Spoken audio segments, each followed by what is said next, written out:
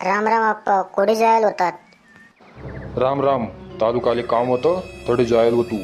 आणि तू कुठे चालणार आहेस सोन्या? काही नाही आप्पा, गावमा बी शांत सच्चे पाऊस आहे नी. मग विचार करा युथ म्हणत नदी माई जेपी सन. का बर, घरमा पाणी नाही शे का?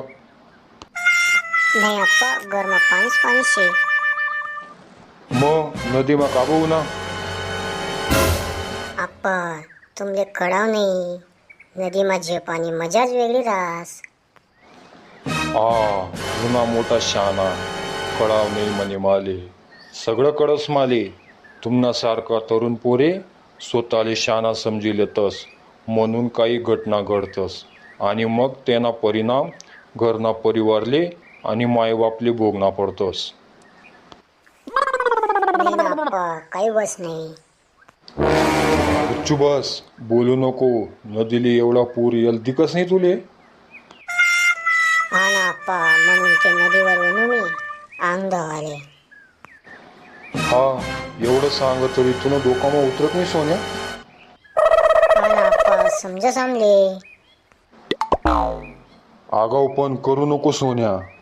नदी देख कशी दोन्ही काठ वाईराणी. पाणीमा तुना पत्ता बी लागाव नाही.